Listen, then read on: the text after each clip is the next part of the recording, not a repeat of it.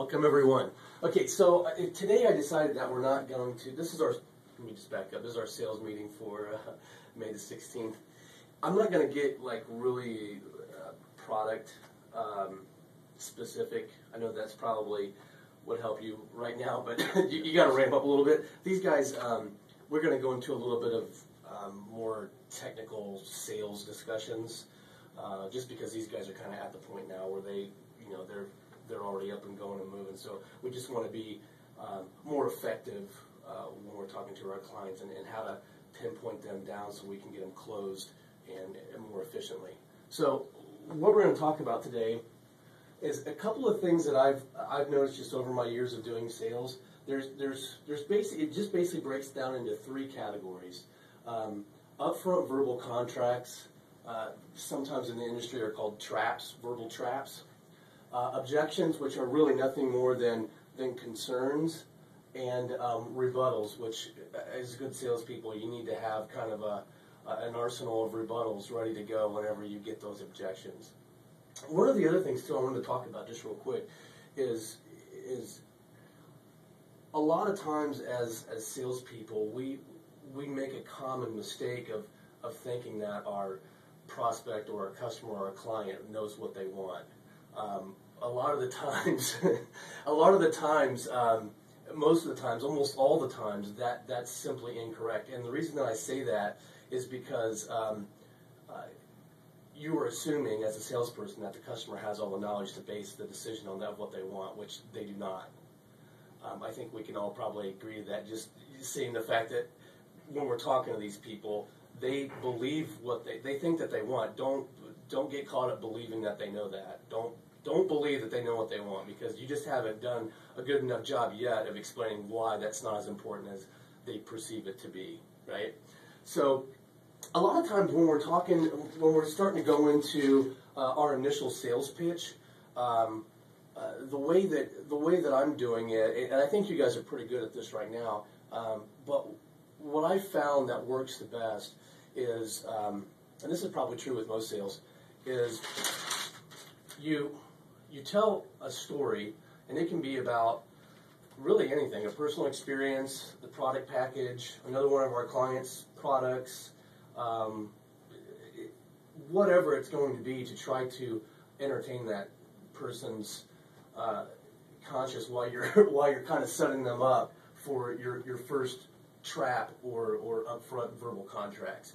What happens is that the more verbal contracts that you get, and what you want to do is you want to reaffirm that the statements that you make by asking them questions. One of the ways that I do it is I will go through a brief explanation of something, and then I'll ask them a question to get them to confirm my statement. For example, I would say something of the fact that we know that the internet now it's probably the largest influx of information probably ever, right? And I'll say that, and they'll say, right.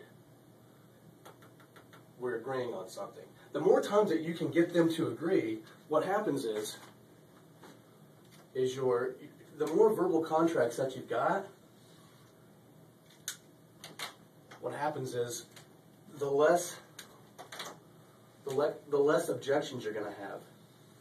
Because if they're agreeing with you as you're going through the conversation, what's there to really object about? So what happens is, in that sense, is that you also decrease your rebuttals. So your rebuttals also go down. The thing is what you want to do is you want to have that down like this, and you want to have down like this, and ultimately what happens is you're going to make more money over here, right?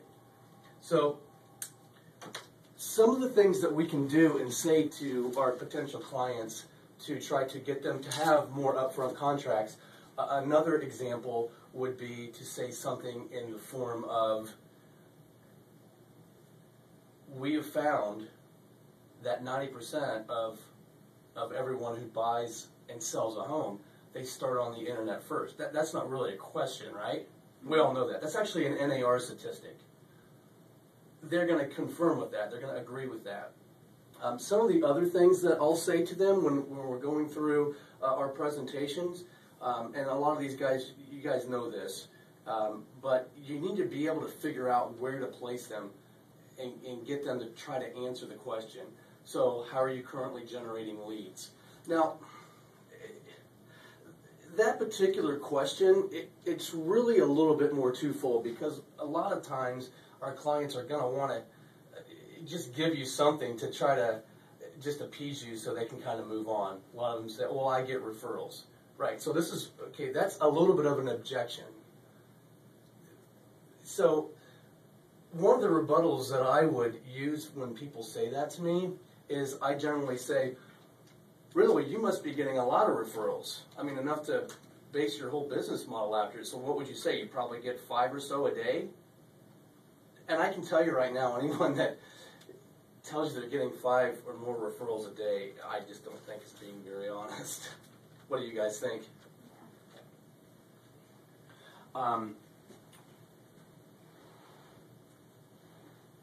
We know the 90-80-70 rule, right? I mean, we're all talking about that when we talk about the amount of the 90% of the people who are buying and selling a home start online.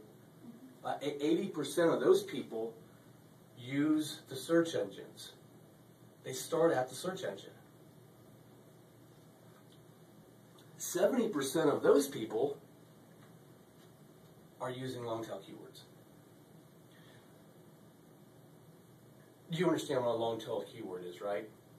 If they don't understand that, then that's an opportunity for you to explain it to them.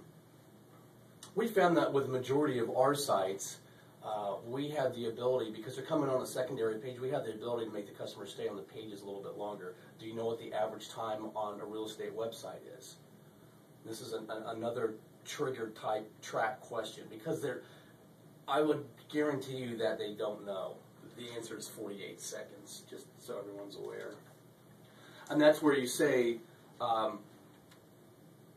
we found that the majority of our sites, our clients are staying on 7 to 8 minutes. Do you know what, just on that topic, do you know what the average pages viewed are? We're not talking about like just a flat, very front website page, the URL page. We're talking about the secondary pages. The answer is 2. Ours is 7.5 on our websites. Tyler, you had a question? The average time for regular real estate is 45? 48 seconds.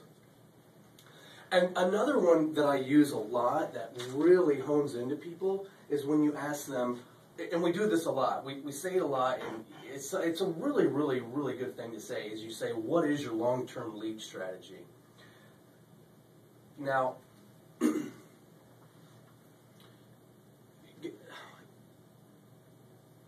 have you guys asked that probably, what, at least once or twice a day right now? Okay. And then how many times did people answer that with something that is a long-term lead strategy? Ever? Never, right? Yeah. Never. So generally when I'm asking this question, again, it's definitely pointed, right? So I'm asking, what is your long-term lead strategy? And they will generally say something like, well, we've just been buying leads. That's probably one that you get pretty frequently, right? Okay. What I tend to do in situations like this is I don't go into the lead strategy itself at that point. What I'll do is I'll start talking a little bit more about our websites again. And the reason being is because when you ask the question and then you start giving answers and asking the question, when you start getting into that, you start to teeter on that almost a verbal argument, so to speak, with the customer. And you want to avoid that. So that's when I ask that question, what's your long-term lead strategy? And they just go, oh, well, I'm generally buying leads. Okay, great. Yeah, one of the things that our website focuses very heavily on is being able to bring the customers in on the secondary pages, the flat pages, organically. When we're doing that organically, what this is doing over time is it's helping you build more traffic to your website, and it's going to help you move up and through the page rankings quicker. What in turn this is going to mean for you is that it gets you off that hamster wheel of continually buying leads. So you actually have a long-term lead strategy now with us. The price of keywords on Google has never went down. Never. It's not going down. Why would Google, why in the world would Google want to sell keywords for a cheaper price? Why? They never will. So, your long-term lead strategy can't be buying leads. Because what you're telling me with that is that you're willing to spend more money and get less leads. There's not a business person in the world that would go into that thinking that was a good plan to have. Right? And I say that to them, right? Right? Again, all we're doing is confirming, we're trapping them into agreeing with you, right? I'm just going to pause here real quick, guys. Any of you guys have any questions about anything so far? Look on the other side of it, Casey. Can't see the bottom, but it looks good to me. Good. Talon, you probably have all kinds of questions, don't you? Kind of. But Give me one. Just send me one, and I'll see if I can answer it for you. I don't know. I can't think of anything. Okay. First, they were all going through my head as you were speaking. So. Yeah. This is what I said. This is a little bit unfair for you because you're kind of coming into, and this is pretty technical. Dirks? I'm just trying to think of hypothetical situations when people bring up those obstacles, but we're not there yet for the objections. So. Right. Well, we're not to the objections yet. But my point is that if you're continually setting, if you say like, in one explanation that you're giving, right? When I start my presentation, generally a customer, I get a lot of my leads through the SEO book. So, and I mean, you guys know how those leads are. They're leads. They're not warm. They're leads. So generally, what I do is because I've already sent them out an email. My approach to these people is, hey, Lee's got Dynamic Page Solutions. You requested some information about our lead generating websites. I went ahead and sent you out an email that detailed who we are, what we do. Just wanted to give you a quick call, see what kind of questions that you had, and see when you were serious about getting leads. And that's just what I say to them. Casey saw me do a cold call before to a guy that I'd never talked to before. I ended up selling. We actually went and met with him and his business partner. It was bizarre, to say the least. He thought I cold called him, and he thought that I was his existing web provider, and he was very unhappy. So, like, when we went in there, it's just like he wanted to tear me apart. It was just bizarre. He's raising his voice at me, and I'm just like, wow. Plus, he had us, meet in his home, in his kitchen. It was his wife's birthday. She's, in her pajamas trying to get ready for the day, cooking breakfast. Oh, wow. Sitting at the table being yelled at. I'm sitting next to, the back patio door. It was, winter time, so I'm freezing. No, it's cool. Don't worry about that. I'll just sit here and shiver. Keep yelling. On your wife's birthday. Go right ahead. So getting back to that, when I open that dialogue at that point, they are generally will say something like, well, what is it that you do, or do you just sell leads? And at that point, I just start going right into my pitch. And how I start is I say, let me just give you a little bit of background on who we are and what we do. And I just plant it right there because, most of the time, people get emails all the time, and I would say maybe 1 out of 10 actually read it maybe halfway. Wouldn't you say it's probably about accurate, Casey? Yeah. So, who we are and what we do. I say, Dynamic Page Solutions, we are the ones who invented what's called indexable listings. And at that point right there, I'm going to ask them, do you know what an indexable listing is? And if they say no, I'm not going to explain to them what that is at that point. I'm not going to. So what I'll do from there is I'll say, well, what we've done is we've created our whole business from the ground floor up around the way people search for things on the internet. We all know that it's the biggest source of information probably ever in human history. We can both agree on that, right? Okay, so now I've just got my first upfront verbal contract with that particular person. Then from that point, I will go on to explain how people search for things on the internet. Now, the thing that you've got to realize is by telling them and having them confirm what we're doing is going to help them because this is what everyone is doing and you're not doing it, it makes them feel like they don't want to be left out. You know, no one wants to miss the party, right? So what you want to do is you want to get to a point where you can say something, go 3 or 4 brief explanations about something or story, and then set another contract for them. And it doesn't have to necessarily be a pointed question. It could just be an agrees question, like we can both agree. I say that a lot. We can both agree on that, right? 90% of the people start on the internet. We can both agree on that, right? Okay, so they can't later on go, well, no, door hangers are working great. No, they're not. I know someone that they handed out 4,000 door hangers and they got 1 call, and the person couldn't qualify for a mortgage. So there you go. So we know the buyers are there. We know the sellers are there. All the competition's there. You want to be part of that. You want to get your shot at the big time. So at this point, what I will do is I go right into our flagship product, which is the Lead Performer, if it's available in their area. Other things that you want to ask the client, like maybe in more of the beginning part of it, before you start getting into the explanations, is you want to ask them what role they play.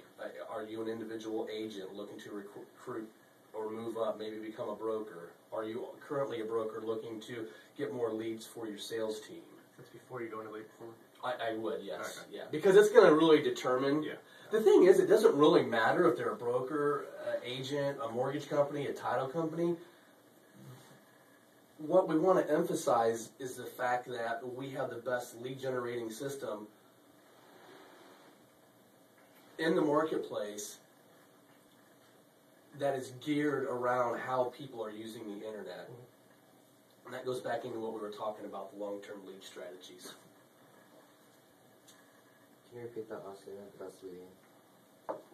We have the absolute best lead generating system that's available currently in the industry. And literally, once you start to get to the point where you can look at websites and understand how they function and whatnot, you'll confirm that on your own. I mean, Tyler has been surfing real estate websites, for almost a year now. Is there anything that is even close to the Lead Performer? I mean, straight up, honestly. That combines organic. It is, but it's 4 times the price. Right. 4 times expensive. 3 or 4 times expensive. And $2,000, they'll charge about $10,000. Right. Right. So what's going on is that a lot of real estate companies, brokers, independent agents, they've been put through the ringer by people who are web developers and web designers and web programmers. So they are a lot on the defensive. But one thing they all have in common, though, is that they're all trying to generate leads. I mean, that's what it's about, right? I'm kind of bouncing around a little bit, guys. So let's talk about a little bit more about the Lead Performer. So I'll explain to them. I'm like, listen, we've got the best product that's the best combination of organic traffic and pay-per-click. These are for top producing agents who understand that their main focus should be closing and listing homes. I mean, that's what you're in the business for, right? You're not really in it. I mean, do you want to do backlinks and social media? If you want to, that's great. And believe me, I think you should. But a lot of times we've found that agents and brokers too, they get a little bit overwhelmed with all the extracurricular activities, so to speak, that they've got to do to get their sites to rank properly. We do that for you, all of it. The only thing that you have to focus on is what you should be focusing on. I guess when you make a statement like that, it just reaffirms that, hey, you're a real estate agent or you're a broker. Let's not focus so much on things that you don't know a lot about when we can do it for you. And eventually, they're going to have to get to that point anyway, because the way that the technology and the search engines are constantly evolving and changing, it would be almost impossible for someone to stay on top of it 100% of the time as an independent. Don't you think, Tyler? Yeah, definitely 40 hours a week, 50 hours a week, just keeping on that, constantly tweaking their site, yeah. So, doesn't make any business sense. Right. Excuse me. So, again, that's at this point. I start going into, if they're in front of their computer, we'll start jumping through sites, and what I generally will start pointing out right away are how the search engines view the web pages. And I'm not going to get into a lot of that because it's just, again, you guys know most of that stuff. I generally will ask them if they are aware of the latest algorithm changes, what they do, how they affect things. Sometimes when you overload them with technical data, it makes them realize that they've got no business trying to figure it out, and the lead performer is going to be their best option. One of the only drawbacks that I've seen with the lead performer itself, with trying to pitch itself to clients, is a lot of them aren't prepared for the monthly PPC. It can be a little overwhelming.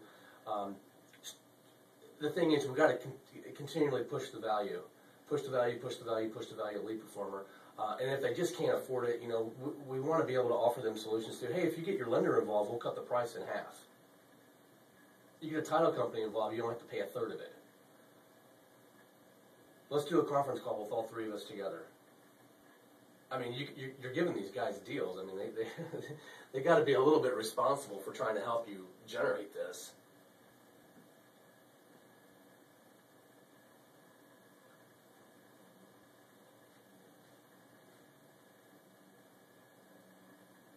We sell, like our largest selling package product is what we call our broker traffic and lead broker traffic and broker traffic and lead package. You can turn into a lead performer. That is I'm telling you, if someone is resistant about the lead performer and the only reason they should be is for budget reasons, there's no reason that they shouldn't be able to purchase that, because the setup is the same, the ongoing monthly is more affordable. That's why we sell so many of them. But when you're trying to guide the conversation like that by continually doing upfront contracts, we want to get them off of. We never want to give them a shot at going, oh, well, I want this tab here that has all this sold house. I mean, we all get this. I think the thing is, if we're constantly saying, you need to focus on what's important, getting leads, buying and selling homes, getting leads, buying and selling homes, getting leads, you got to repeat that over and over again. It takes them off of that track of wanting to feel like they need to be able to customize the site and do all this and that. It creates a lot of issues. How do you verbalize that by telling them to just rearrange their focus? Say, I'm really interested in getting all my social buttons and media and mobile apps right there on my computer, and have a feed, my Twitter feed on this top right corner. You know what I mean? Yeah. One of the things that I do, can you check on that, Casey? It doesn't have a red button, does it? No. Okay. Just tactfully redirect the conversation. Right here, this is one of the ways that I'm able to do that is it gets a little bit sensitive. So it gets a little bit sensitive, and the reason I say that is when I'm not saying don't be honest with the clients. I'm not saying that, but if there are some things that they're never going to know, there's no way for them to confirm it. And realistically, a lot of that has to, like us too, we can't confirm that. I mean, Google is never going to tell you how many backlinks you need and what time span. Google is never going to tell you keyword placement and proximity of those keywords. They're just never going to tell anyone that. So the thing is that your customer doesn't know any better. So one of the things that I do is I say, well, when we start moving things around on the architectural layout, it starts to affect SEO. Right, and that's kind of the whole point of what we're talking about is SEO. Where the verbiage is at on the site, where the photos are at on the site, where the contact information is at on the site. where the buttons are laid out on the site. It's all in parameters that have evolved around what we know that the search engines are looking for to optimize. The second that you move something out of that realm, it's going to affect. It could affect your rank. That generally will deter them. If they're adamant, and then we're getting into custom charges, which I literally I've sold quite a few sites, and I think I've only had custom maybe twice. And I generally, shoot, how many? I think last month I probably sold, I don't know, 10 websites maybe? Maybe 8? Something like that? How many did you sell last month? 6 or 7. Yeah. So that is one way I get around that. And sometimes you're just not going to be able to, but I try to reemphasize that. And then as we're going